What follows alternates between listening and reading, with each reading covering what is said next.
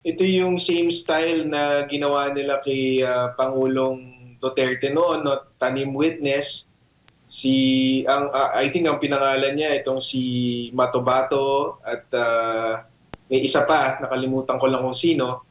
So, ang sabi niya sa amin, hindi pwedeng hayaan na lang tong mga to eh. Sabi niya, ang pagkakamali ni Pangulong Duterte noon ay hinayaan niya lang kasi confident siya na kapag umabot ng korte, eh, mapapawalang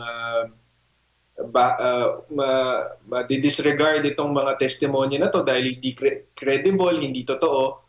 So, yun ang iniiwasan natin dito na habang hindi pinapanagot, baka lalong gamitin ito, 'di ba? Baka marami pang sumakay dito. Kaya dapat i-address na. Attorney, okay, balik tayo. Medyo nawala yung ating connection kanina. Pakiulit po yung sagot po ninyo tungkol doon sa sinasabing death threat daw po na natatanggap ni Madriaga po.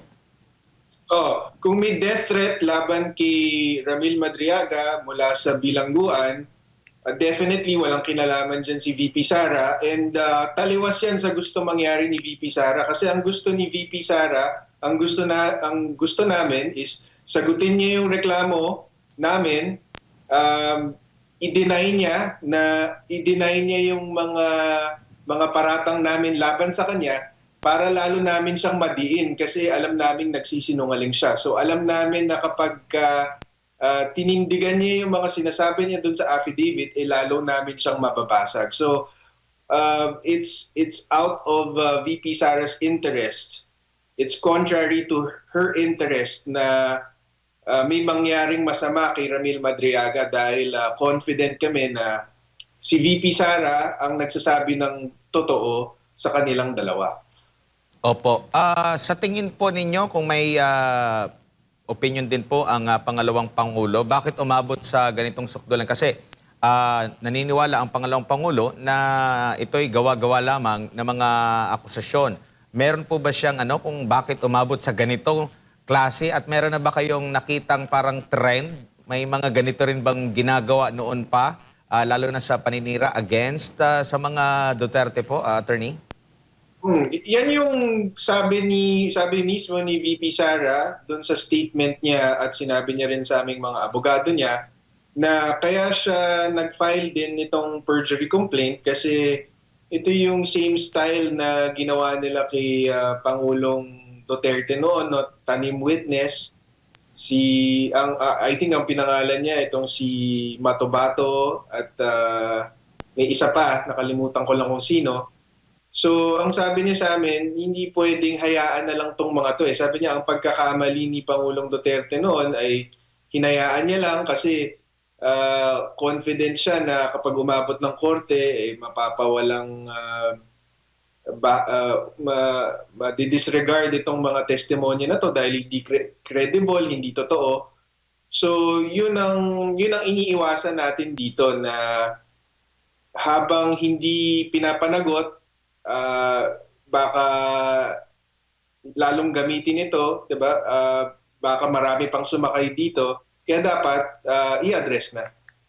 Yung mga nababanggit na institusyon kung saan sinasabing connected nga itong si Madriaga, nababanggit mo yung PSG ba yun or kung ano bang institusyon yung sinasabi niyang belong siya, maaari bang maglabas ng statement or meron na ba silang inilabas na statement ukol rito? Meron tayong nakalap na mga certification mula sa PSG, Presidential Security Group, na ngayon ay Presidential Security Command na, mula sa ASPG na dating Vice Presidential Security and Protection Group, sa Office of the Vice President, sa Secretary of sa Department of Education, pati na rin sa Davao City Government. Nakakuha tayo ng mga certification mula sa mga opisina na yon na never naging empleyado si Ramil Madriaga sa kanila at never din naging konektado in any.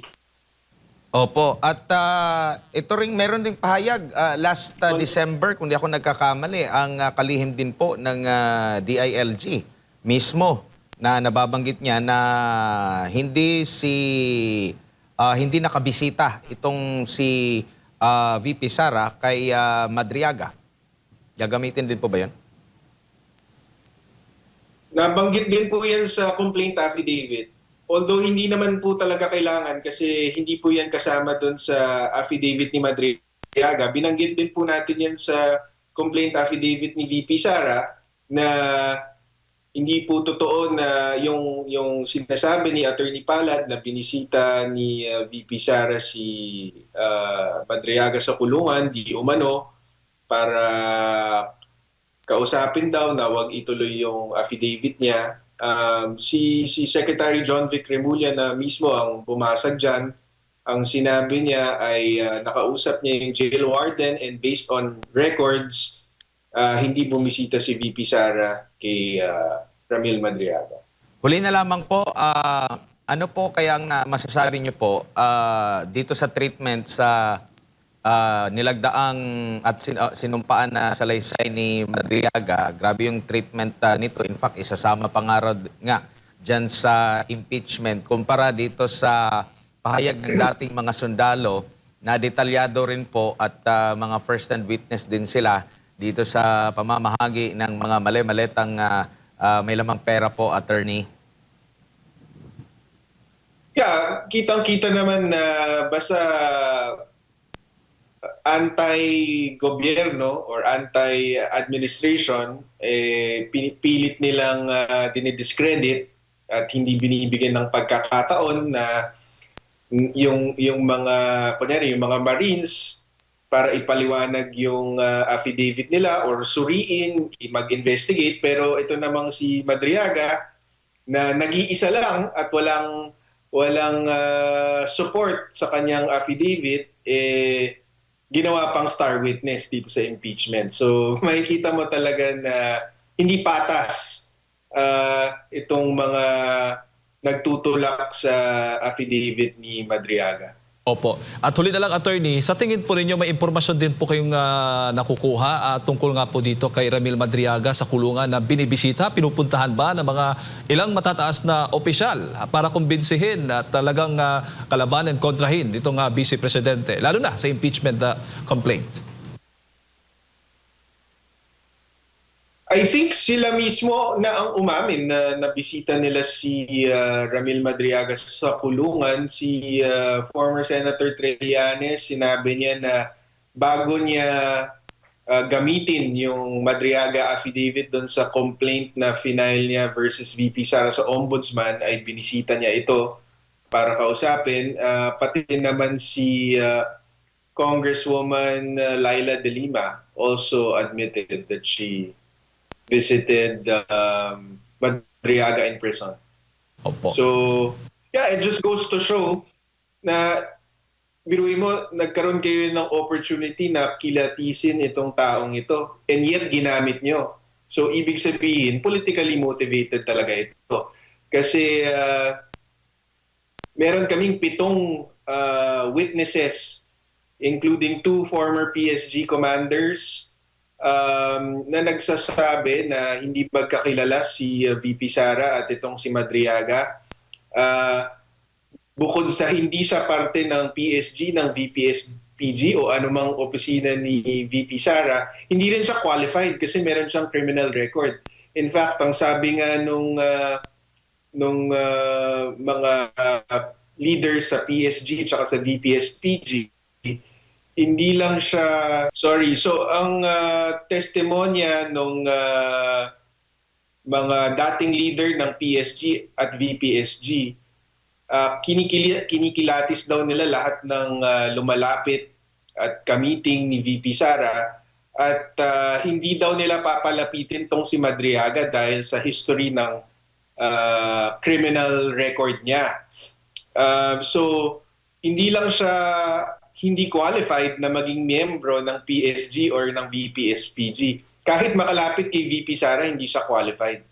So, imposible talaga yung paratang niya na nagtatrabaho siya kay VP Sara. Opo. At may grounds ba, basehan, attorney?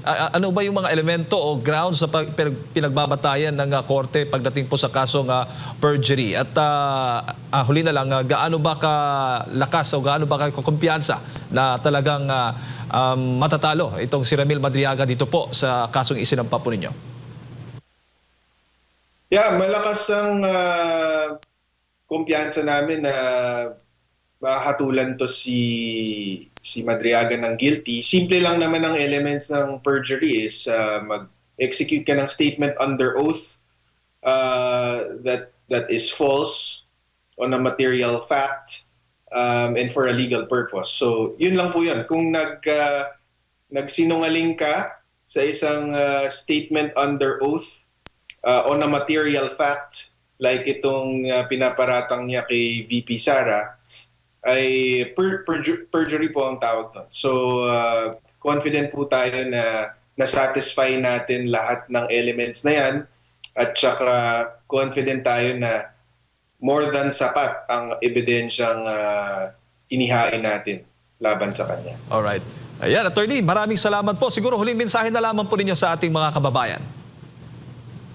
Yeah, ang mensahe ko lang is maraming salamat po sa inyong suporta at wag po tayong basta maniniwala sa mga paratang laban kay VP Sara dahil alam po nating politically motivated ito. Maging mapanuri po tayo at asahan niyo po na si VP Sara mula ngayon ay hindi na papayag na dumihan ng pangalan niya at pangalan ng kanyang pamilya.